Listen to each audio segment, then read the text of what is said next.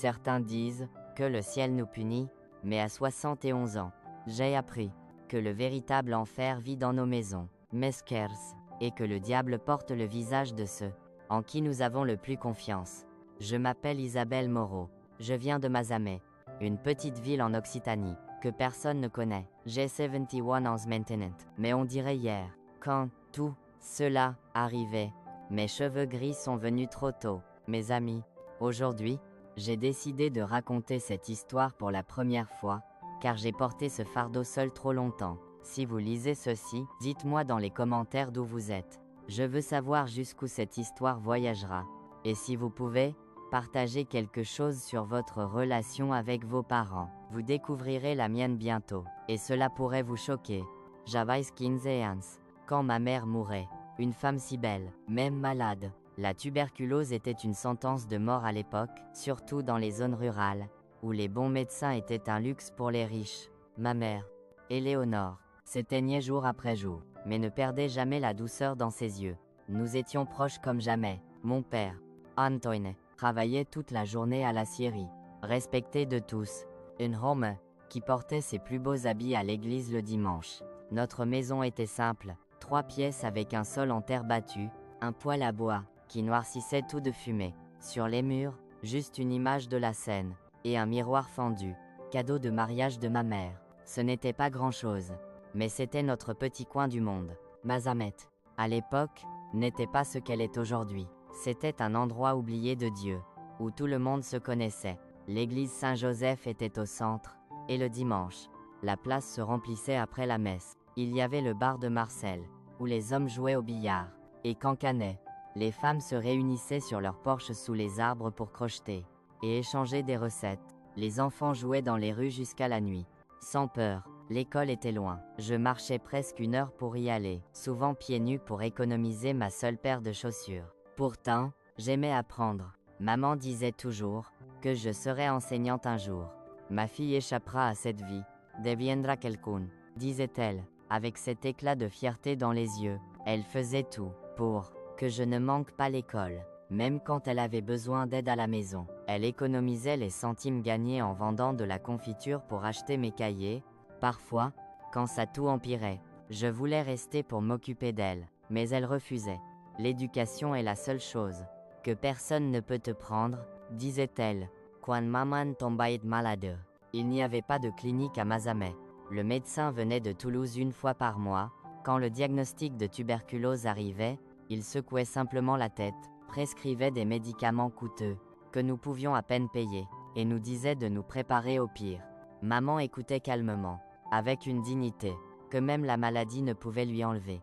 Dans ces derniers mois, elle pouvait à peine se lever. Je m'occupais d'elle du mieux que je pouvais, lui donnais ses médicaments, faisais du thé avec des herbes, que notre voisine, Madame Sophie Martin, m'avait enseigné, changeais ses draps trempés de sueur la nuit. Quand la fièvre montait, je restais éveillé, trempant des linges dans l'eau froide, pour poser sur son front. Mon père passait de plus en plus de temps à l'acierie, ou au bar de Marcel. Je ne supporte pas de la voir ainsi, disait-il, mais je pense qu'il était plus facile de fuir que d'affronter. Je me souviens, comme si c'était hier, quand maman décédait, il pleuvait si fort, on aurait dit que le ciel pleurait avec moi. La veillée serait à la maison, comme c'était la coutume. Les voisins apportaient du café, des biscuits, et ces mots de réconfort, qui ne réconfortent personne. Les bougies autour du cercueil simple faisaient danser des ombres sur les murs. C'était juillet, la saison de la fête du 14 juillet, mais personne à Mazamet ne fêtait cette année-là. Maman était aimée de tous. Elle avait toujours une tasse de thé à offrir à ceux dans le besoin. Montre-t-elle, même quand la maladie la consumait. Elle recevait encore des visiteurs dans son lit. Essayant de sourire, malgré la douleur, je ne quittais pas son côté. Je sanglotais tant que Madame Sophie me donnait de l'eau sucrée pour me calmer. Pauvre petite, Chieona, et déjà sans mère, disaient tous, avec ce regard de pitié, que je détestais. Le prêtre arrivait plus tard, il était presque nuit. Père Antoine, un vieil homme fatigué, qui servait 5 paroisses dans la région. Il disait une prière rapide, mécanique, comme quelqu'un qui avait vu trop de morts, puis partait précipitamment, disant qu'il avait un autre engagement. Le cercueil restait dans le salon. Sur la table, où nous mangions tous les jours, on couvrait la table d'un drap blanc, le meilleur, que nous avions. Les couronnes de fleurs des voisins remplissaient la maison d'une odeur douce, écœurante. Coué, encore aujourd'hui, me serre la poitrine, quand je la sens. C'est alors que mon père s'approchait de moi. Il n'avait pas pleuré jusque-là. Ses yeux, que je trouvais toujours froids comme des pierres de rivière, semblaient différents ce jour-là. Ils avaient un éclat étrange, que je n'avais jamais vu. Viens ici, ma fille, je dois te montrer quelque chose, disait-il, prenant ma main. Sa main était rude, cailleuse, sentant la sûre. Je ne voulais pas quitter maman, mais il insistait. C'est important, disait-il, ta mère voudrait que tu vois ceci. Yenaz. Il m'emmenait dans le couloir étroit vers leur chambre. Cette chambre, qui sentait maman, les herbes, qu'elle gardait dans des sachets sous son oreiller pour mieux dormir. Son chapelet encore accroché à la tête du lit double. La pièce était petite, contenant à peine le lit. Et l'armoire. À la fenêtre, un rideau en dentelle qu'elle avait fait à la main, jauni par le temps. La faible lumière de la lampe à huile donnait à toute une apparence fantomatique. Monsieur Antoine, Madame Marthe demande si elle peut apporter plus de café, criait quelqu'un depuis le salon. Dites-Louis que j'arrive, répondait mon père, mais ne bougeait pas. Au lieu de cela, il fermait la porte de la chambre. J'entendais le verrou cliquer. Je pensais que c'était pour un moment d'intimité, pour enfin pleurer ensemble. C'est alors qu'il se tournait vers moi. Son visage avait complètement changé. Il semblait une autre personne. Il s'approchait, et pour la première fois de ma vie, j'avais peur de mon propre père. Maintenant que ta mère est morte, tu vas prendre sa place en tout, disait-il, d'une voix qui ne ressemblait pas à la sienne. Au début, je ne comprenais pas ce qu'il voulait dire. Je pensais qu'il parlait des tâches ménagères, la cuisine, la lessive, des choses que j'aidais déjà maman à faire quand elle était trop faible pour se lever. Regarde ici, disait-il, ouvrant l'armoire en bois, qui grinçait. Il sortait une robe fleurie, la préférée de maman. Je veux que tu portes ceci maintenant, mais papa. C'est la robe de maman. Je ne peux pas, commençai-je, confuse. C'est. Tu peux. Et tu vas, désormais. Tu es la femme de cette maison, disait-il, jetant la robe sur le lit. C'est alors que je commençais à comprendre. Un frisson me parcourait l'échine, en voyant comment il me regardait. Ce n'était pas le regard d'un père pour sa fille. C'était quelque chose que je n'avais jamais vu, mais que je savais instinctivement mauvais. Les gens à la veillée. Papa, il faut y retourner, essayai-je de dire, marchant vers la porte. Il saisissait mon bras avec force. Ils peuvent attendre. Tcha. Non.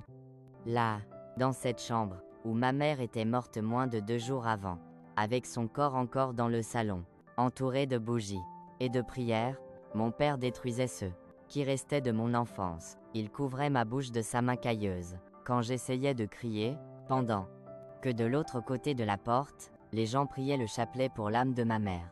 Des roses, j'entendais les voix étouffées, les pleurs retenus d'un voisin, le bruit de la pluie sur le toit en tôle.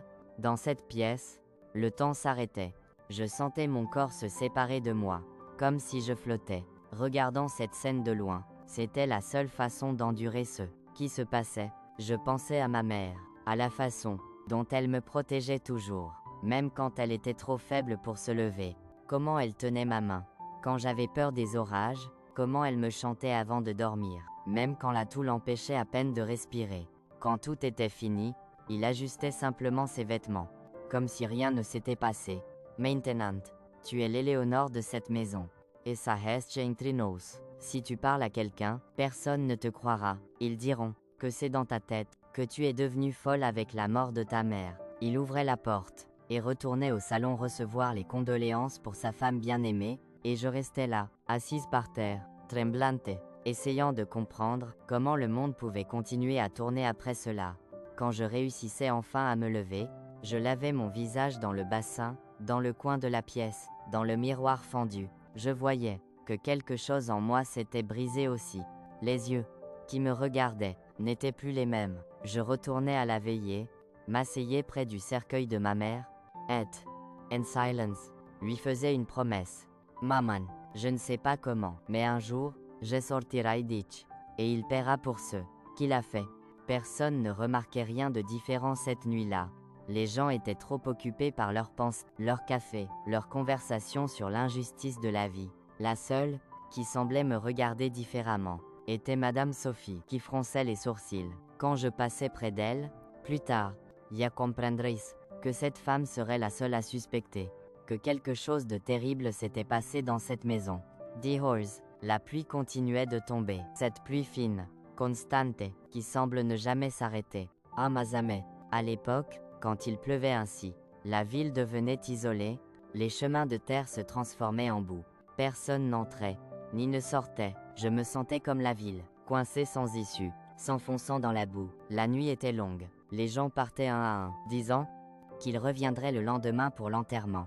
Quelques femmes offraient de rester pour me tenir compagnie, mais mon père disait que ce n'était pas nécessaire, que nous avions besoin de ce temps ensemble pour dire adieu à maman. J'étais terrifiée à l'idée d'être à nouveau seule avec lui, mais je n'avais pas le courage de dire quoi que ce soit. Qui me croirait? Monsieur Antoine était un homme respecté en ville, travailleur, qui ne manquait jamais la messe du dimanche, jamais vu ivre, ou causant des troubles. Je passais la nuit près du cercueil de ma mère, priant doucement, pas à Dieu, qui semblait m'avoir abandonné, mais à elle, demandant que, de là où elle était, elle me donne de la force. Pendant ce temps, mon père dormait dans la chambre, ou faisait semblant, quand le jour se levait, et qu'on emmenait le corps de ma mère au cimetière. Je sentais, comme si on enterrait une partie de moi aussi. Le cimetière de Mazamet était sur une colline, loin de la ville. C'était un endroit simple, avec des croix en bois, et quelques pierres tombales pour ceux qui avaient plus de moyens. La terre rouge, humide de pluie, tachait les chaussures de tout ce jour-là. Alors qu'on jetait de la terre sur le cercueil en bois bon marché, je ne pleurais plus, les larmes avaient séché. À la place, quelque chose de froid et dur grandissait dans ma poitrine, quelque chose qui m'aiderait à survivre aux années à venir. Je ne savais pas encore que ce jour n'était que le début de mon enfer personnel, un enfer qui durerait des années, jusqu'à ce que je trouve une issue. Ma Stella, Mesker, est une histoire pour un autre moment.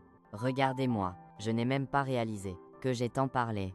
Le temps passe vite quand on se libère l'âme, n'est-ce pas? Si vous êtes encore avec moi, laissez un commentaire disant « Reste forte, Mademoiselle Isabelle » pour que je sache que je ne suis pas seule. Et partagez aussi ce que vous pensez de cette histoire de mon Mazamet d'autrefois. La ville a tant grandi maintenant. Il y a même une prison. Pouvez-vous imaginer? Mais à l'époque, c'était juste un point oublié sur la carte. N'oubliez pas de laisser un commentaire sur votre lieu. Cela aide cette vieille grand-mère à continuer de raconter ses histoires, cachées si longtemps. Parfois, s'ouvrir est le meilleur remède pour l'âme. Êtes-vous, mes petits-enfants virtuels, êtes le meilleur remède que cette grand-mère pourrait avoir? Après l'enterrement de ma mère, nous rentrions à la maison. Cette maison, qui ne serait plus jamais la même. L'odeur des bougies brûlées flottait encore, mêlée au parfum bon marché des voisins. Une tasse de café à moitié vide restait sur la table, oubliée par quelqu'un. Et le silence, un silence lourd comme du plomb. Antoine, mon père, me regardait à peine à notre arrivée. Il allait directement dans la chambre, prenait la bouteille de whisky cachée sous le lit, et s'asseyait dans le fauteuil à bascule sur le porche. J'étais soulagé. Au moins cette nuit-là, il me laisserait en paix. J'avais torch. C'était juste le calme avant la tempête. Le lendemain même, commençait ce qui deviendrait ma nouvelle routine. Je me réveillais avec lui debout près de ma paillasse, où je dormais. Lève-toi, Éléonore, il y a du café à faire. Confuse, je le regardais. Papa, c'est moi, Isabelle. La gifle venait vite, cuisante. Je sais qui tu es.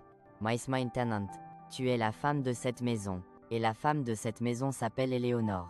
Je réalisais alors que ce n'était pas un cauchemar, une délusion due au chagrin. C'était réel, aussi réel que la marque rouge laissée sur mon visage.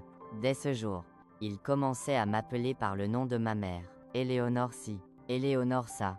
Au début, je le corrigeais, puis j'abandonnais.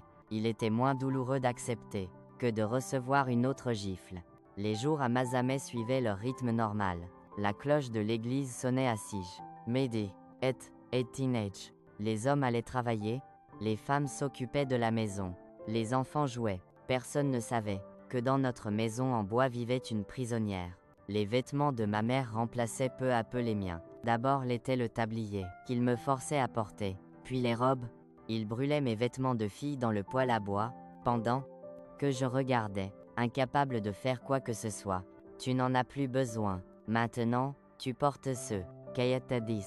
Je pleurais beaucoup cette nuit-là, caché sous la couverture fine, mordant l'oreiller, pour qu'ils n'entendent pas. Ce n'était pas seulement des vêtements qui brûlaient, c'était mon identité, mon enfance, ma vie. Sa robe fleurie flottait sur moi. J'avais encore un corps de fille, mais il m'ordonnait de mettre du coton dans la poitrine pour la remplir, et ressembler plus à elle. Il tressait mes cheveux comme elle le faisait. Il me forçait à utiliser le seul rouge à lèvres qu'elle avait, à moitié usé, gardé comme un trésor dans une petite boîte. Devant les autres, il maintenait la façade du père attentionné. La petite manque sa mère, veut porter ses affaires en souvenir, disait-il, quand quelqu'un trouvait cela étrange. Et les gens le croyaient, car c'était plus facile que la vérité. Je devais abandonner l'école. Ma femme n'a pas besoin d'éducation, disait-il. Je sentais, comme si on arrachait le dernier morceau d'espoir qui me restait. L'école était mon seul contact avec le monde extérieur, ma seule chance de quitter un jour cette maison. L'institutrice, mademoiselle Cécile, venait même me chercher. C'était une femme grande, mince, avec des lunettes rondes, qui lui donnaient l'air d'une chouette. Elle frappait à notre porte un dimanche après-midi. « Bonjour, monsieur Antoine. Je viens savoir pourquoi Isabelle ne vient plus en classe. C'est une élève si dévouée. » Mon père, devant les autres, était l'image de la cordialité, sourire aux lèvres, voix douce. « Eh bien, mademoiselle Cécile, depuis que mon Éléonore est partie, la petite doit s'occuper de la maison. Et à son âge, il est temps d'apprendre les devoirs d'une femme. N'est-ce pas ? L'éducation ne remplit pas un ventre vide. » Mademoiselle Cécile insistait un peu, parlait de l'importance de l'éducation, disait que j'avais un avenir, offrait même de me donner des cours après les heures normales, mais mon père était inflexible. « J'apprécie votre sollicitude, mais dans cette maison, c'est moi qui décide, et j'ai décidé qu'elle n'ira plus à l'école. » Je voyais dans ses yeux un mélange de frustration et de pitié. Elle me regardait, comme s'excusant de ne pouvoir faire plus. À cet instant, je sentais que ma dernière fenêtre sur le monde s'était fermée. Après le départ de l'institutrice, mon père me tirait par le bras dans la chambre. « As-tu dit quelque chose à quelqu'un ? Pourquoi cette femme est-elle venue ? » « Non, papa. Je le jure, je n'ai rien dit. Elle est venue.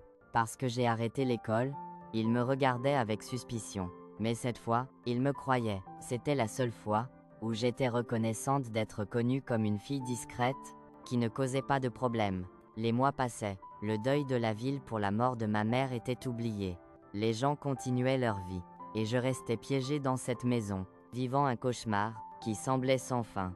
Mon père partait pour la scierie tôt le matin, revenait à midi pour déjeuner, puis repartait, et ne rentrait qu'au soir.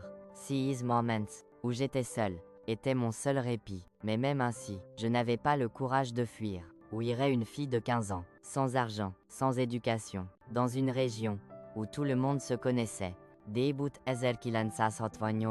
Presque un an après la mort de ma mère, arrivait le pire. Mon père buvait plus, devenait plus violent. J'ai pensé que l'alcool le faisait encore plus confondre fantasme et réalité.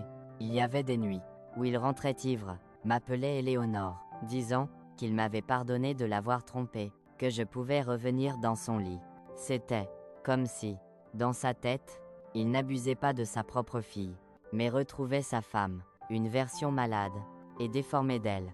Mais dans sa tête, c'était elle. Parfois, Madame Sophie, notre voisine, venait me tenir compagnie. C'était une dame dans la soixantaine, veuve, vivant seule dans la maison d'à côté. Elle avait les cheveux blancs, toujours attachés en chignon, et des mains ridées par des années de travail au champ. Elle apportait toujours quelque chose. Un morceau de gâteau, un fruit, un bout de tissu. Comment fais-tu, petite ? Demandait-elle, me regardant avec ses yeux, qui semblaient voir au-delà de ceux que je montrais. Je vais bien, Madame Sophie, aussi bien qu'est possible. Elle ne posait jamais de questions directement, mais je sentais qu'elle soupçonnait. Parfois elle prenait mon bras, regardant les bleus, que j'essayais de cacher. D'autres fois, elle commentait que j'avais l'air différente, plus maigre, avec des cernes sous les yeux. Si tu as besoin de quoi que ce soit, ma porte est toujours ouverte, disait-elle. Avant de partir, j'aurais tant voulu avoir le courage de lui dire, de demander de l'aide. Mais la peur était plus grande. Peur de ne pas être cru. Peur de ce que ferait mon père s'il découvrait. Peur que, même si quelqu'un me croyait, rien ne puisse être fait. À l'époque, en 1967, dans une petite ville d'Occitanie, ce qui se passait à la maison était une affaire familiale. Personne n'intervenait. Il y avait des jours où je pensais à tout arrêter. Il y avait un puits profond derrière la maison. Et parfois, quand la douleur était insupportable, je regardais l'eau sombre en bas, pensant à sauter. Mais je me souvenais de la promesse faite à ma mère le jour de sa veillée, que je sortirais d'ici, que je survivrais. Et cette promesse me gardait en vie, jour après jour. Pour endurer, je créais un monde dans ma tête, un endroit où j'étais libre, où j'étudiais, où personne ne me faisait mal. Dans les pires moments, je me réfugiais dans ce monde imaginaire. C'était comme si une partie de moi se déconnectait de mon corps. Et dialate, laissant seulement une coquille supporter ceux qui suivaient. Un jour, presque un an, après la mort de ma mère, quelque chose arrivait, qui changeait tout. C'était jour de marché en ville. Mon père, comme toujours, était parti travailler. Je profitais pour me faufiler au marché acheter quelques affaires manquantes. Le marché de Mazamet avait lieu tous les mercredis sur la place centrale. C'était un événement. Les gens venaient de partout pour acheter. Vendra, kankaner. Il y avait des étals pour tout. Légumes, fruits, viande, vêtements, bibelot. L'odeur de pâtes frites se mêlait au parfum des fruits mûrs. J'étais à l'étal de Monsieur Marcel, choisissant des tomates, quand j'entendais une voix masculine derrière moi. Mademoiselle, attention à ce panier, tout va tomber. Je me tournais, et voyais un jeune homme, que je n'avais jamais vu. Il devait avoir environ 20 ans, la peau bronzée par le soleil, des yeux clairs, qui contrastaient avec le reste. Il tenait mon panier, qui allait basculer. Merci, réussissais-je à dire, rougissant. Darin, vous êtes d'ici. Je ne vous ai jamais vu dans ces parages. J'expliquais que j'étais bien de Mazamet, mais que je sortais peu. Je ne disais pas pourquoi. Bien sûr, je m'appelle Benoît. Je viens de Toulouse pour travailler à la construction de la nouvelle église. Je resterai ici quelques mois. C'était la première conversation normale que j'avais avec quelqu'un en presque un an. La première fois que quelqu'un me regardait comme Isabelle, pas comme la fille de Monsieur Antoine, qui avait perdu sa mère, ni comme la remplaçante d'Éléonore. Nous parlions quelques minutes. Il m'aidait à porter mes achats jusqu'au coin. Je ne le laissais pas m'accompagner chez moi. Yes, que si quelqu'un voyait, et le disait à mon père, je paierai cher. Puis-je vous revoir demandait-il, avant que nous nous séparions. J'hésitais, j'avais tant envie de dire oui, de ressentir à nouveau cette sensation d'être une personne normale, une fille de 16 ans, parlant à un garçon charmant. Maïsia Savois. Que c'était dangereux. Yenesa espace. C'est compliqué. Il n'insistait pas. Il souriait simplement. 10 ans. Je serai dans les parages. Si vous changez d'avis. Je rentrais chez moi avec le cœur plus léger. Pendant quelques heures, j'oubliais mon enfer personnel, mais la réalité m'attendait à la porte. Mon père était rentré tôt, assis sur le porche, le visage rouge de colère. Une bouteille de whisky à moitié, vide à côté de lui. Où étais-tu demandait-il, la voix chargée de menaces. Je suis allé au marché. Papa, acheter des choses qui manquaient, montrai-je le panier comme preuve. Il se levait, titubant un peu à cause de l'alcool.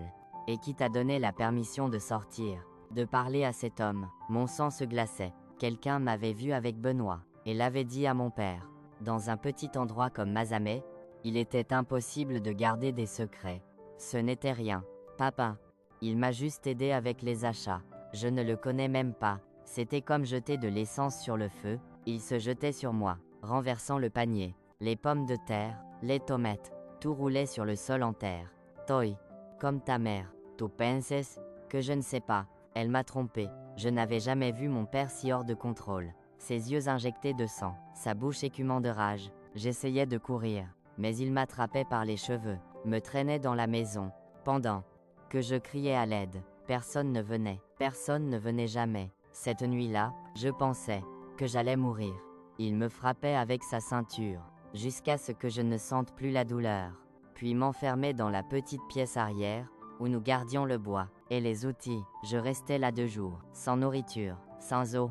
Dans le noir, j'entendais ses pas dans la maison.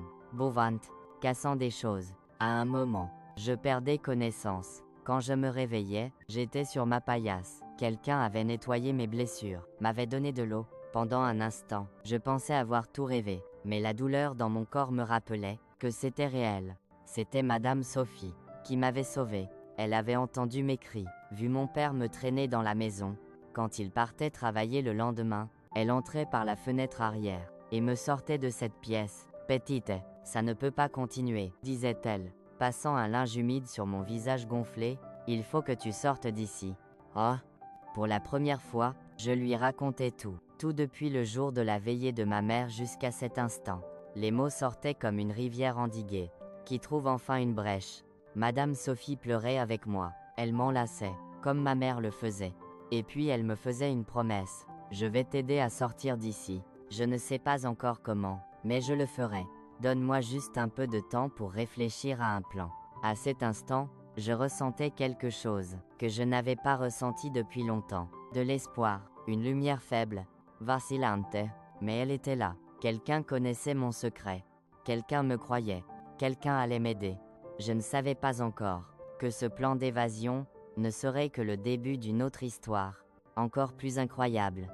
Moistela, Meskers, est une affaire pour le chapitre suivant. Après ce jour, où Madame Sophie me trouvait dans la pièce arrière, les choses commençaient à changer. Lentement, pas d'un coup.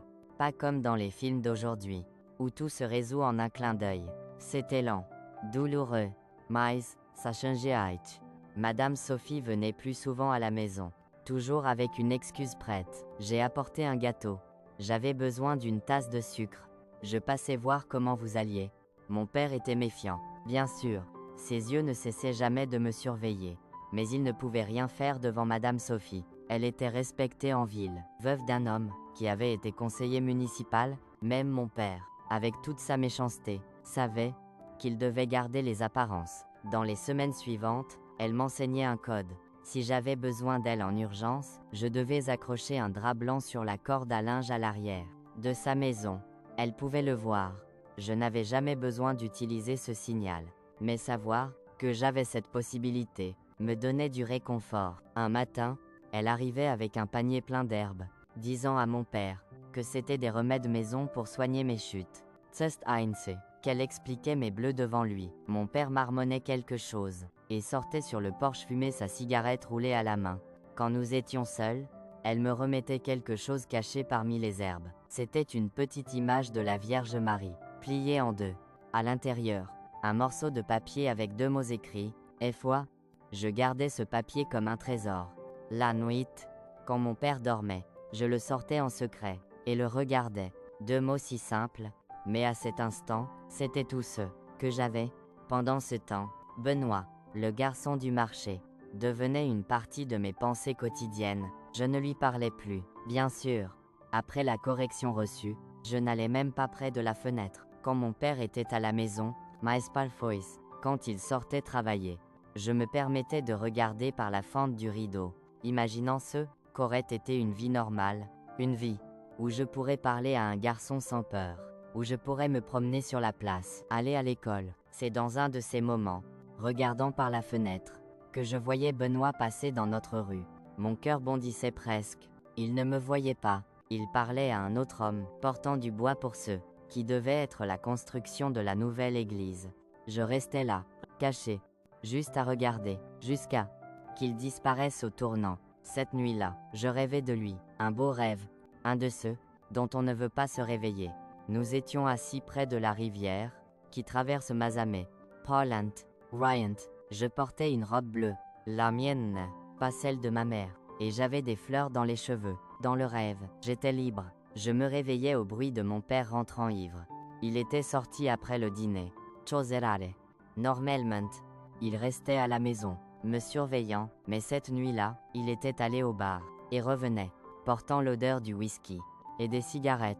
Je restais silencieuse sur ma paillasse, faisant semblant de dormir, priant pour qu'il ne vienne pas me chercher. Dieu devait entendre mes prières cette nuit-là, car il allait directement au lit, et ronflait bientôt. Je soupirais de soulagement, et retournais rêver de Benoît. Finmars 1968. Le carême arrivait à Mazamet. C'était une période importante. Toute la ville se préparait pour Pâques. Les femmes nettoyaient l'église. Les hommes installaient la plateforme pour la crucifixion.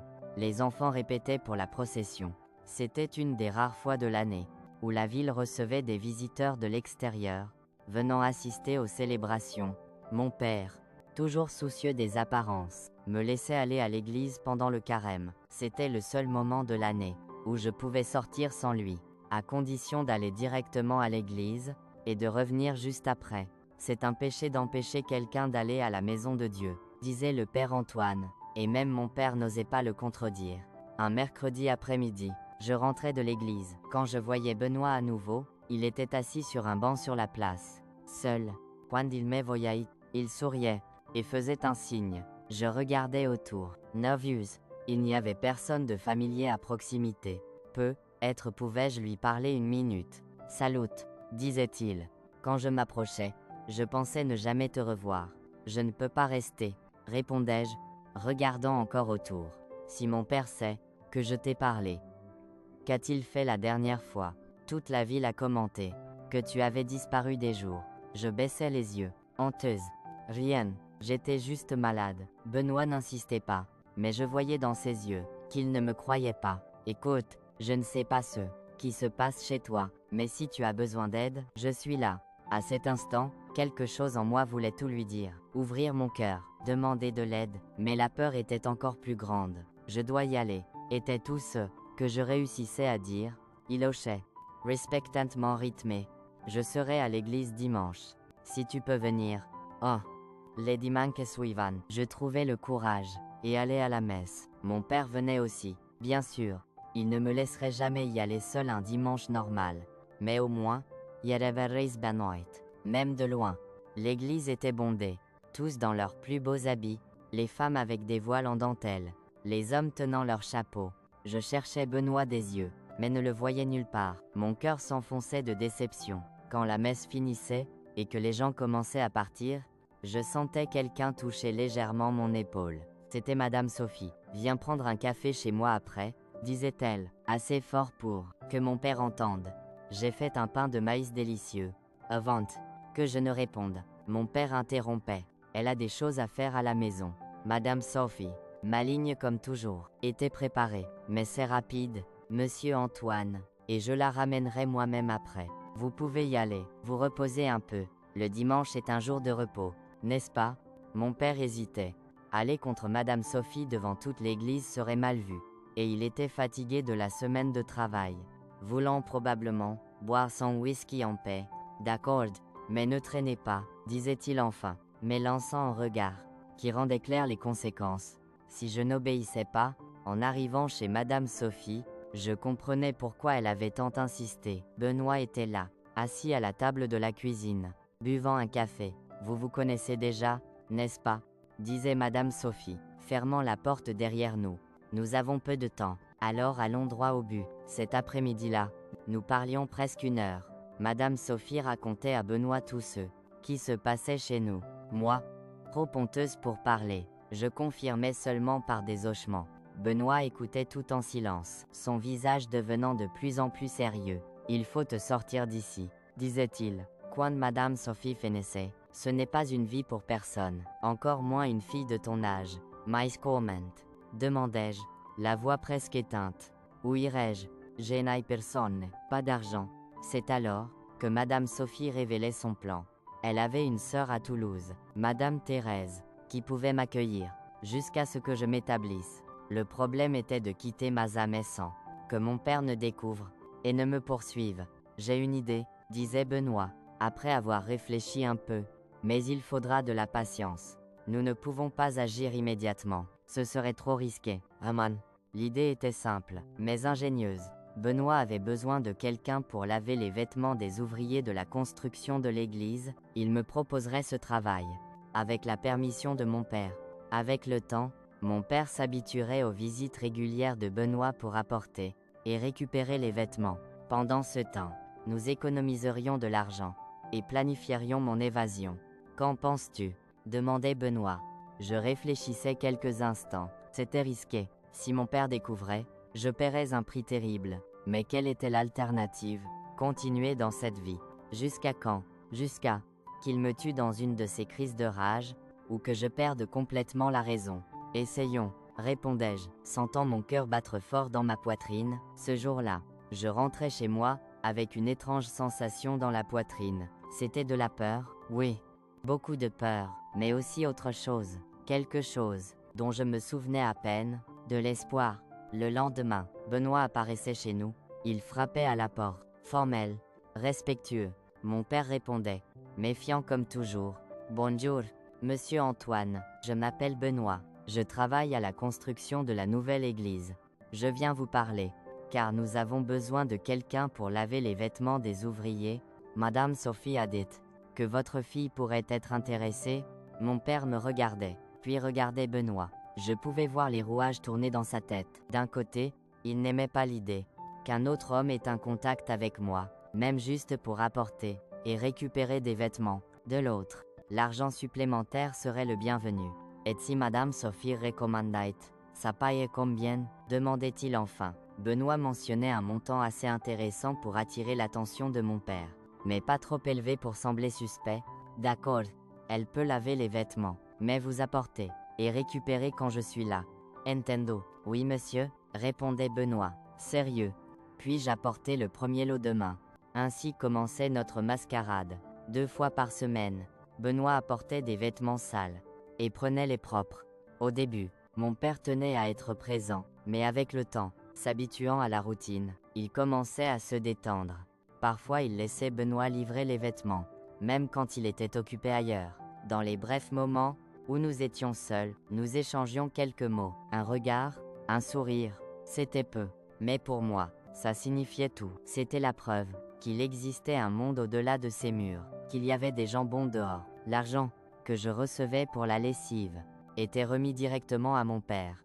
Moïse Banoit, Malin, mettait toujours un peu plus dans le paquet, et ce surplus allait directement à Madame Sophie, qui le gardait pour moi. C'était notre fonds d'évasion, comme nous l'appelions. Juillet arrivait, et avec lui, les célébrations du 14 juillet à Mazamet. Comme dans toute petite ville d'Occitanie, c'était une date importante. Feu de joie sur la place, bal populaire, alcool de contrebande, douceur traditionnelle. Toute la ville participait. Mon père, étonnamment, disait que nous irions à la fête. J'étais méfiant, bien sûr. Il ne me laissait jamais sortir. Pourquoi serait-ce différent maintenant? Moïsia comprana sveta. C'était une autre de ses performances. Le père dévoué, emmenant sa fille s'amuser un peu après la perte de sa mère. L'image publique qu'il s'efforçait de maintenir. La nuit de la fête, je mettais la robe qui avait été à ma mère. Non, parce que je voulais, mais parce que c'était la seule présentable qu'il me laissait porter. Quand je venais au salon, il me regardait de haut en bas. Et un instant, je voyais cet éclat dans ses yeux, qui me terrifiait tant.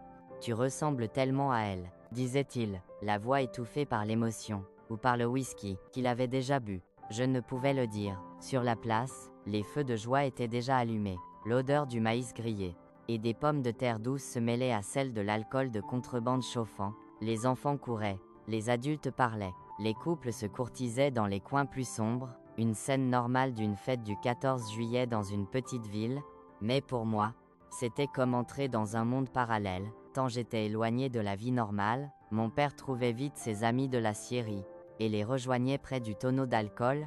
Il m'ordonnait de m'asseoir sur un banc, où il pouvait me voir. Et que je faisais, je n'oserais pas désobéir. Pas là. Avec tant de monde autour. C'est alors que je remarquais Benoît de l'autre côté de la place. Il m'avait aussi vu, mais avait le bon sens de ne pas venir me parler directement. À la place, il passait près de l'endroit où Madame Sophie était assise avec d'autres dames, et lui chuchotait quelque chose. Quelques minutes plus tard, Madame Sophie venait vers moi. « Viens avec moi, petite, allons chercher de l'alcool pour nous réchauffer. » Je regardais mon père, déjà absorbé par la conversation, et l'alcool. Il hochait, donnant la permission. Je suivais Madame Sophie jusqu'à l'étal d'alcool. De l'autre côté de l'endroit où était mon père, Benoît nous attendait un peu plus loin. Dans l'ombre. « Tout est prêt ?» disait-il. Dès que nous approchions, le bus pour Toulouse part mardi prochain. À 4h du matin, je viendrai te chercher à Troyes, quand ton père dormira. Mon corps s'emballe light. Mardi. Dans 3 jours, c'était si proche, et pourtant si loin. Et s'il se réveille? Si quelqu'un nous voit? demandai-je, la peur prenant le dessus. Ça n'arrivera pas, rassurait Madame Sophie. Je mettrai un somnifère dans son café la veille. C'est fort. Il dormira toute la nuit. Yaoname, qui nous conduira à la route principale, ajoutait Benoît. Tout ira bien, tu verras. Au revoir. Je retournai au banc, tremblante intérieurement, mais essayant de rester calme à l'extérieur. 3 jours. Dans 3 jours, je serai libre. L'idée semblait aussi irréelle que l'un de mes rêves éveillés. La fête continuait jusqu'à tard.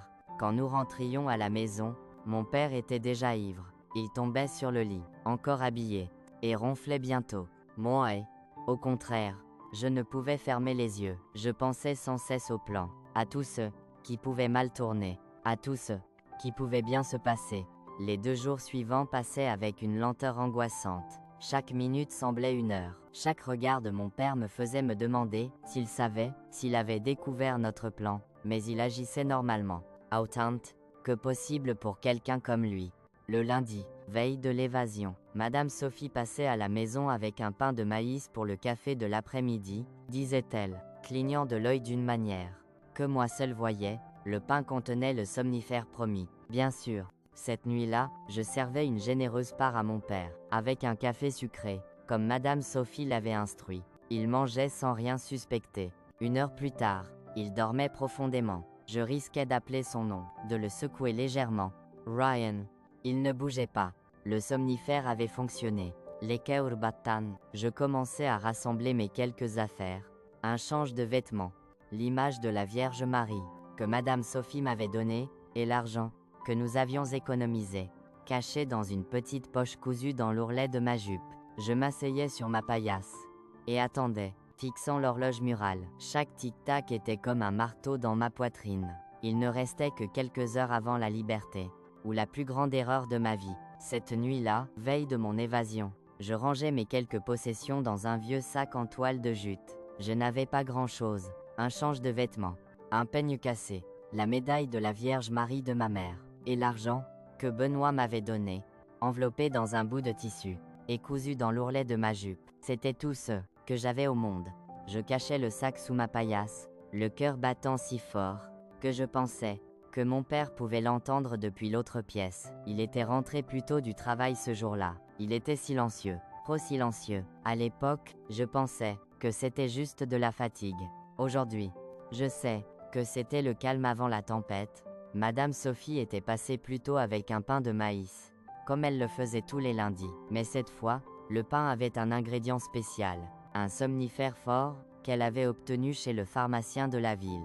Donne une bonne part à ton père après le dîner, avec un café sucré pour masquer le goût, m'instruisait-elle à voix basse. Je préparais le dîner comme n'importe quel jour. Gruau avec saucisse, Legumaschwert, haricots. Je servais mon père, qui mangeait en silence, me regardant d'une manière étrange.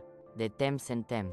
Il prenait la bouteille de whisky, et buvait directement au goulot. Tu es silencieuse aujourd'hui, Éléonore, disait-il soudain. Je sentais un frisson dans l'échine. Même après si longtemps, je ne m'habituais pas à être appelée par le nom de ma mère. Juste fatiguée. Papa, répondais-je, sans le regarder dans les yeux. Fatiguée de quoi? De laver les vêtements pour ton petit ami. Mon sang se glaçait. Je continuais à remuer la marmite, comme si je n'avais pas entendu. Quel petit ami. Papa, je ne sais pas de quoi tu parles. Il frappait la table fort, faisant sauter les assiettes. Ne fais pas l'idiote. Tu penses que je ne sais pas. Tu penses que je n'ai pas Dieu et d'oreilles dans cette ville. J'étais paralysé, la cuillère en bois encore en main. C'était fini. Il avait découvert tous mes plans, tout l'espoir construit ces derniers mois. Tout allait s'effondrer. Mais alors, quelque chose d'inattendu se passait. Il se levait, titubait un peu, déjà ivre, et prenait plus de whisky, puis se rasseyait. Demain, nous réglerons ça. Demain, je montrerai à ce garçon, qui est le maître dans ma maison. Demain, il prévoyait de faire quelque chose. Demain, mais demain, je serai déjà loin. Si tout se passait bien, je prenais une profonde inspiration, essayant de calmer mon cœur battant. Il y a du pain de maïs pour le dessert. Papa, Madame Sophie l'a apporté aujourd'hui. Il regardait avec suspicion. Cette vieille curieuse. J'aurai aussi une discussion avec elle demain. Malgré tout, il acceptait la part que je servais. Il le mangeait avec le café sucré, comme Madame Sophie l'avait recommandé. J'en mangeais une petite part aussi, d'une autre partie du pain, qu'elle avait marqué, pour que je sache laquelle était laquelle. Nous finissions de manger, et il allait dans la chambre, prenant la bouteille de whisky. Je restais, nettoyant la cuisine, écoutant attentivement tout bruit. Après un moment, les ronflements commençaient, le somnifère faisait effet. Mêlé à l'alcool, je ne pouvais pas dormir. Je m'allongeais sur ma paillasse, regardant le plafond de paille, comptant les heures. La nuit semblait ne jamais passer. Chaque bruit me faisait sursauter. Un criquet chantant, le vent dans les feuilles du manguier dans la cour, le ululement d'une chouette au loin. Quand l'horloge de l'église sonnait 2 du matin, je me levais silencieusement. Les ronflements de mon père continuaient. Loads. Et rythmiques. Je prenais mon sac en toile de jute déjà préparé, et allais à la porte. Elle était verrouillée. La clé, qui pendait normalement sur un clou à côté, n'était pas là. Mon cœur s'accélérait. Où pouvait être la clé? J'allais dans la chambre de mon père. Sur la pointe des pieds, la porte était entr'ouverte. Je la poussais lentement, essayant de ne pas faire de bruit. Il était allongé sur le dos. Ronflend bruyamment. La bouteille de whisky vide à côté du lit. Mais je ne voyais la clé nulle part. C'est alors que je remarquai quelque chose brillant sur sa poitrine. La clé. Elle pendait à une chaîne autour de son cou. Mon père n'avait jamais fait cela avant. Il n'avait jamais verrouillé la porte et caché la clé ainsi. Il savait, d'une manière ou d'une autre. Il savait pour mon plan d'évasion. Je sortais de la chambre en panique. Que faire maintenant? Benoît m'attendrait dans moins d'1 heure. Si je ne me montrais pas, il viendrait me chercher. Et alors? Je ne voulais même pas penser à ce que mon père ferait. Je regardais autour, désespéré. La maison n'avait pas beaucoup de fenêtres. Et celles qu'elle avait étaient trop petites pour que je passe. Zauf. Sauf la fenêtre de la petite pièce arrière, où mon père gardait les outils. Elle était un peu plus grande, et donnait sur la cour. You all lies. Et essayait de l'ouvrir. Elle était clouée. Mon père avait cloué la fenêtre avec des planches. Il avait vraiment tout prévu. Je m'asseyais par terre, sentant les larmes venir. J'étais piégé, il n'y avait pas d'issue. Tous mes rêves de liberté, tous les plans faits, tout en vain. Mais alors, j'entendais un léger bruit venant de la porte d'entrée. Quelqu'un essayait d'ouvrir la serrure. Mon corps s'emballait. Était-ce mon père, qui s'était réveillé? Mais il était dans la chambre. Je pouvais entendre les ronflements. J'approchais prudemment de la porte. Les bruits continuaient, métalliques, comme si quelqu'un utilisait un outil pour ouvrir la serrure. Isabelle, entendais-je une voix douce de l'autre côté. Es-tu là? C'était Benoît. Il était venu plus tôt. Je courais à la porte. Je suis là, chuchotai-je en retour. Mais la porte est verrouillée. Et mon père a la clé. Éloigne-toi de la porte, disait-il. Je vais essayer de l'ouvrir avec ceci. J'entendais plus de bruit métallique. Il devait utiliser un outil de construction pour forcer la serrure. Après ce, qui semblait une éternité, j'entendais un clic. La porte s'ouvrait lentement. Et là était Benoît, un sourire soulagé sur le visage. Allons-y.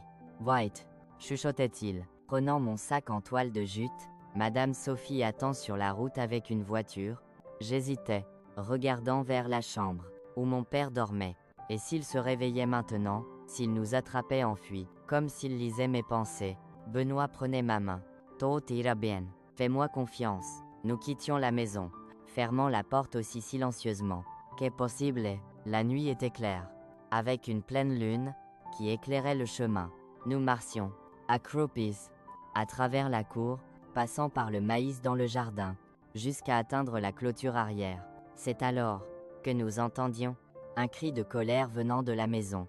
Isabelle, mon père s'était réveillé. Le somnifère n'avait pas été assez fort.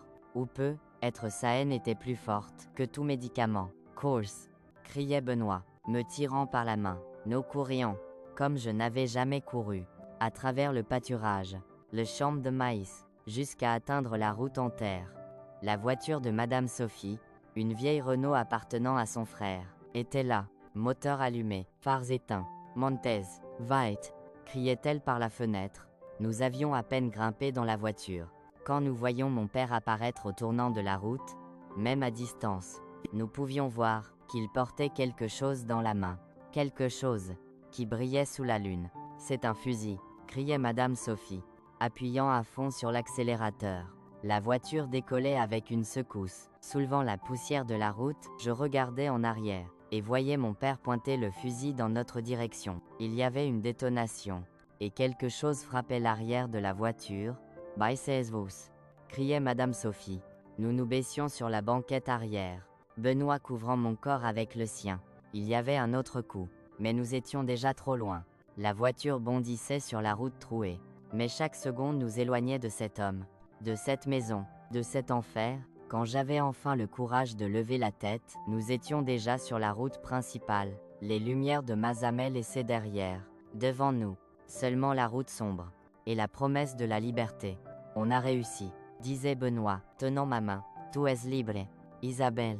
Libre. Un mot si simple, mais pour moi, il signifiait tout. Je regardais par la fenêtre de la voiture le ciel étoilé. Et, pour la première fois depuis des années, je respirais sans le poids de la peur dans ma poitrine. Mais la liberté a son prix, et je n'avais pas encore payé le mien entièrement. Madame Sophie conduisait pendant des heures, jusqu'à ce que nous atteignions une ville plus grande, où nous prendrions le bus pour Toulouse. Le plan était que j'aille chez sa sœur. Comme prévu, Benoît finirait le travail à Mazamet, s'il pouvait encore y retourner après ce qui s'était passé, et me rejoindrait à Toulouse, quelques mois plus tard. En attendant à la gare routière, assise sur un banc dur, Madame Sophie me regardait avec ses yeux sages, et disait quelque chose que je n'ai jamais oublié. Petite, la vie est comme une rivière, parfois calme, parfois turbulente, mais toujours coulant vers l'avant. Peu importe ce qui s'est passé là, bas, l'eau ne revient pas, elle les coule, trouvant de nouveaux chemins, de nouveaux lieux. C'est ainsi que tu dois être maintenant, comme la rivière, qui avance sans regarder en arrière. Je hochais, comprenant la sagesse de ces mots simples. J'étais comme cette rivière maintenant, avançant, laissant derrière la fille effrayée que j'étais. Le bus arrivait ponctuellement à 4h du matin. Je disais adieu à Madame Sophie avec une étreinte forte. Cette femme avait tout risqué pour moi. Une fille qu'elle connaissait à peine. Je n'oublierai jamais ce geste. Benoît m'accompagnait jusqu'à la porte du bus. Nous nous regardions un instant. Ne sachant quoi dire, il y avait tant entre nous. Peur, espoir, peut-être même amour. Mais les mots semblaient trop petits pour exprimer tout cela. Il sortait un petit paquet de sa poche, pour que tu te souviennes, que tous les hommes ne sont pas comme ton père. C'était un médaillon, simple, enlightened. À l'intérieur, un petit bout de journal avec une prière à Saint-Benoît, protecteur contre le mal. Je t'attendrai à Toulouse, disait-il, me donnant un rapide baiser. Quand tout ceci sera fini, quand ce sera sûr, j'entrai dans le bus avec le cœur plein d'émotions contradictoires. Joie d'être enfin libre, peur de l'inconnu qui m'attendait, manque anticipé de Benoît, et une étrange sensation que mon passé n'en avait pas fini avec moi.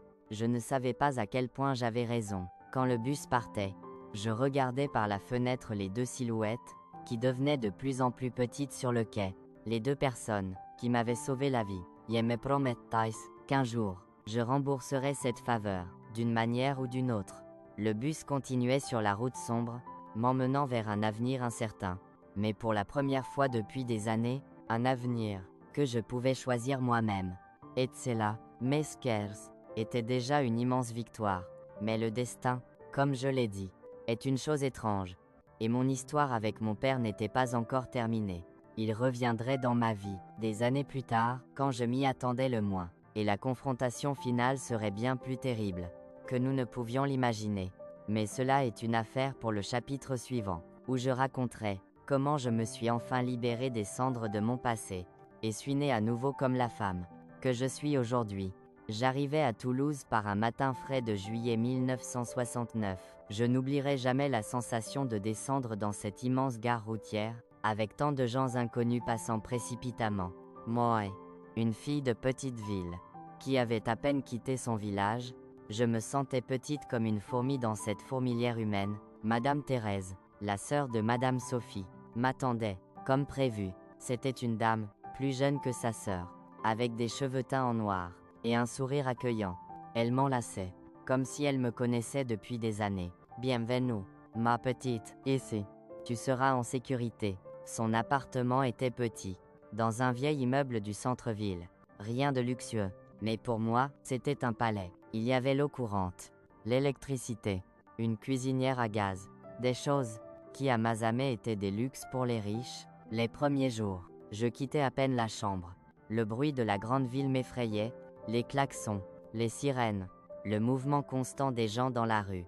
Et la peur, que d'une manière ou d'une autre, mon père découvre où j'étais, et vienne me chercher.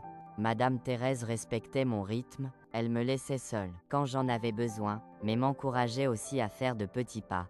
Aujourd'hui, nous irons à la boulangerie au coin, disait-elle. Le lendemain, c'était le marché, puis le magasin plus loin. Peu à peu, je découvrais le quartier, la vieille citadine. La ville pulsait différemment. À l'époque, c'était 1969. L'homme venait de marcher sur la Lune. La musique des Beatles passait à la radio. Et même en France, il y avait un sentiment que le monde changeait.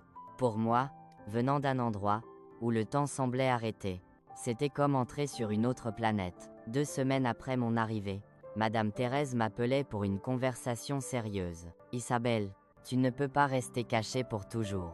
Tu dois construire une nouvelle vie. Et pour cela, il te faut des documents, une éducation, un travail. Elle avait raison. Bien sûr, je ne pouvais pas vivre dans l'ombre de la peur éternellement. Et ainsi commençait ma nouvelle vie. D'abord, les documents. Mon acte de naissance était resté chez mon père.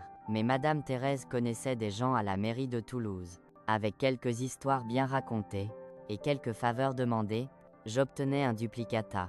Avec cela, je pouvais obtenir une carte d'identité, m'inscrire à l'école du soir. Je commençais à travailler comme femme de ménage dans la maison d'une famille aisée dans le quartier de Saint-Cyprien. La maîtresse de maison, Madame Claire, était exigeante. Mais juste, le salaire n'était pas élevé, mais suffisait pour payer une petite chambre, que je louais près de chez Madame Thérèse, et envoyer un peu à Madame Sophie, en remerciement pour tout ce qu'elle avait fait. Je travaillais le jour, étudiais la nuit. Ce n'était pas facile, mais chaque page de livre tourné, chaque matière apprise, était comme une brique dans le mur, que je construisais entre moi et mon passé. Et Benoît, ah, mes chers, la vie ne suit pas toujours le scénario que nous planifions. Je recevais 2 lettres de lui, envoyées à l'adresse de Madame Thérèse. Dans la première, il racontait qu'il était retourné à Mazamet après notre évasion. Mon père l'avait poursuivi, ivre, avec le fusil, mais les autres ouvriers de la construction avaient empêché une tragédie. Le curé de la ville, Père Antoine, entendait toute l'histoire, et appelait la police de Toulouse.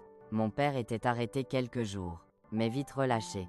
À l'époque, les problèmes familiaux menaient rarement à quelque chose. Benoît disait qu'il finirait le travail sur l'église dans quelques mois, et viendrait me rejoindre à Toulouse. Comme prévu, la lettre se terminait par des mots d'affection, de manque, de projet d'avenir.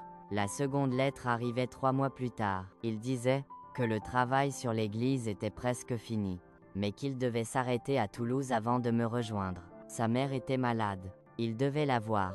Il promettait de venir juste après. C'était la dernière nouvelle que j'avais de lui.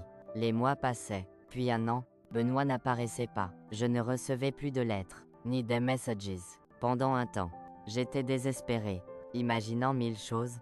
Mon père lui avait-il fait quelque chose? Avait-il eu un accident sur la route?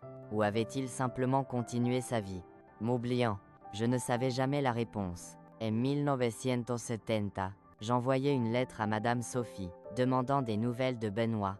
La réponse était courte. Personne à Mazamet n'avait de nouvelles de lui. Depuis la fin de la construction de l'église, il avait simplement disparu. L'abbé, cependant, ne s'arrête pas pour nous laisser pleurer nos cœurs brisés. Je continuais à travailler, étudier, vivre.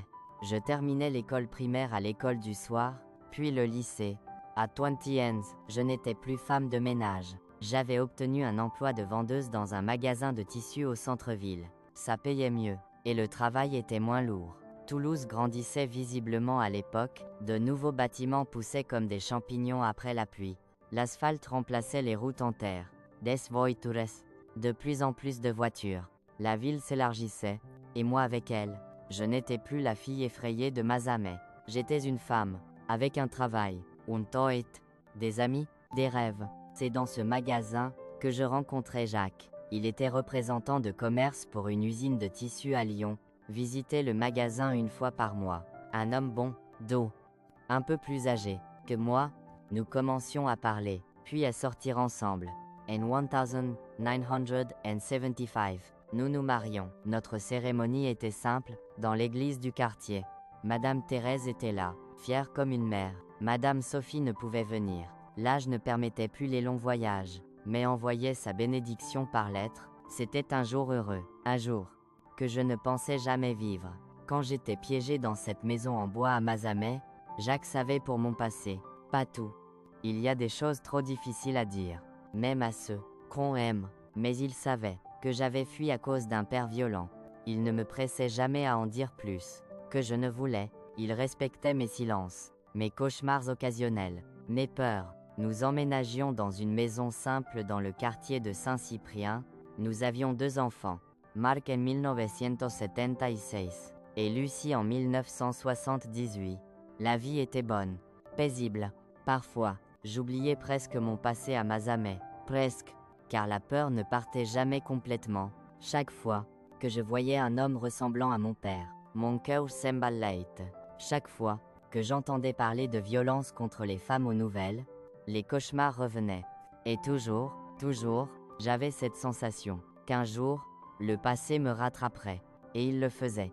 En 1980, 11 ans après mon évasion, je recevais une lettre de Madame Sophie. Mon père était à Toulouse.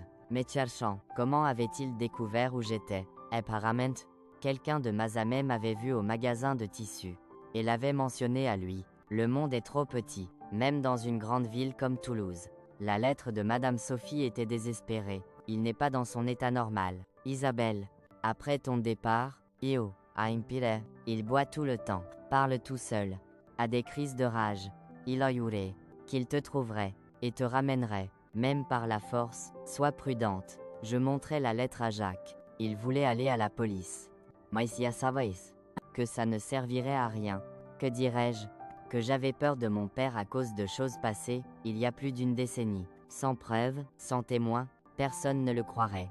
Pendant des semaines, je vivais dans un état d'alerte constant. Je n'allais plus travailler au magasin. Jacques insistait pour que je reste à la maison avec les enfants. Je verrouillais toutes les portes, les fenêtres. Je sursautais à chaque bruit étrange. Je recommençais à avoir des cauchemars toutes les nuits. Jusqu'à un dimanche matin, où la sonnette retentisait.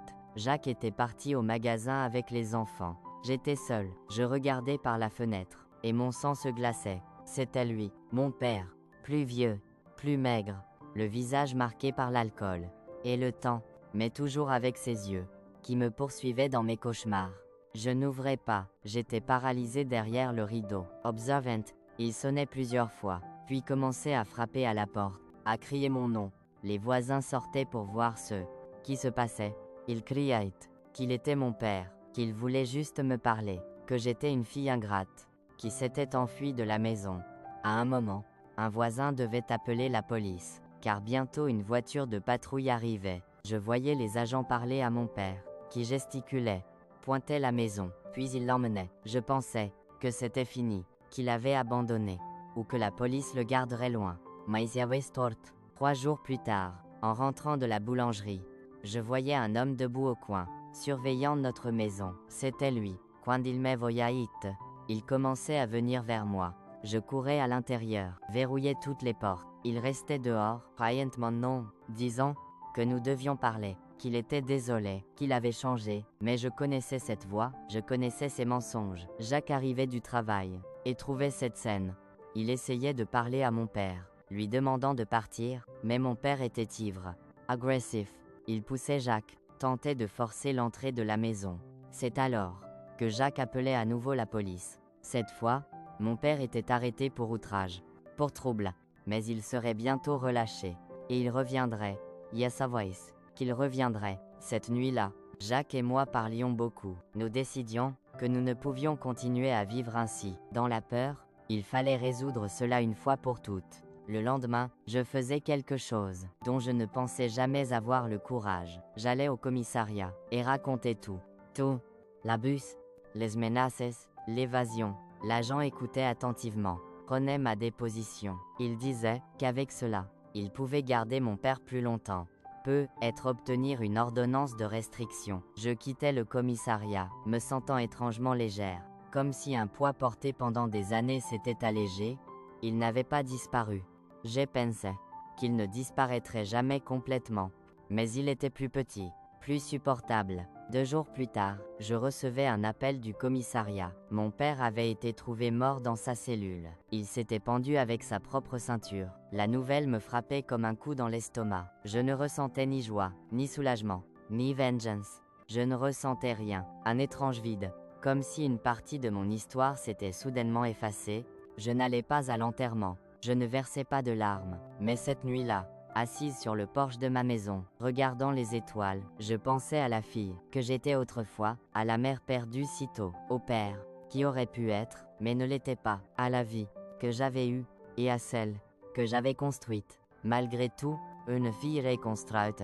Le temps passait, les enfants grandissaient. Jacques décédait en 2005 d'une crise cardiaque. Je devenais veuve, puis grand-mère. La vie suivait son cours, comme la rivière, dont Madame Sophie parlait il y a tant d'années, en 1982.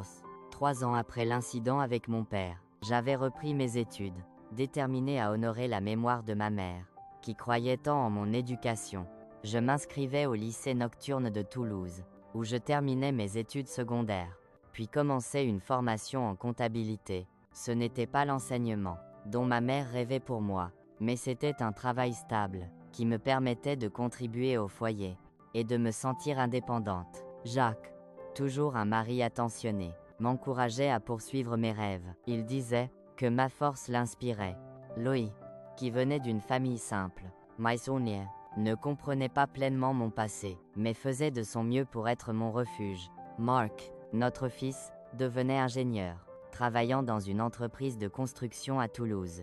Lucy, notre fille, suivait les traces de sa grand-mère, devenant enseignante dans une école primaire. Il grandissait dans un foyer rempli d'amour et de respect, loin de la peur, qui avait marqué mon enfance. Mes petits-enfants, au nombre de 5 aujourd'hui, apportaient une joie que je n'imaginais jamais possible. Chaque rire d'enfant, chaque dessin qu'ils me donnaient, était une preuve que j'avais brisé le cycle de douleur que mon père avait imposé. Pourtant, les cicatrices restaient, les cauchemars revenaient parfois, surtout après la mort de Jacques, quand je me retrouvais seule dans notre maison, entourée de souvenirs, mais aussi de silence. Je n'étais jamais retournée à Mazamet. J'apprenais par les lettres de Madame Sophie, jusqu'à son décès, en 1990, que la ville avait grandi, changé. L'église Saint-Joseph, que Benoît avait aidé à construire, était toujours là, disait-on. Parfois, je me demandais s'il était revenu, s'il m'avait cherché, s'il avait continué sa vie ailleurs. C'est qui était arrivé à Benoît. Je ne le savais jamais avec certitude. Il y a quelques années, Lucy, curieuse de mon passé, faisait des recherches sur Internet. Elle découvrait qu'il y avait eu un grave accident sur la route entre Toulouse et Mazamet en 1969. Peu après la dernière lettre reçue, un bus tombait dans un ravin, tuant plusieurs passagers. Les noms n'étaient jamais complètement révélés. Peut-être Benoît était parmi eux.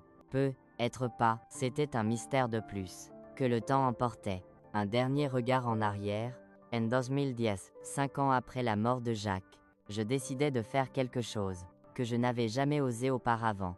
Retourner à Mazamet, non pour revisiter la douleur, mais pour clore ce chapitre de ma vie. J'avais 57 ans.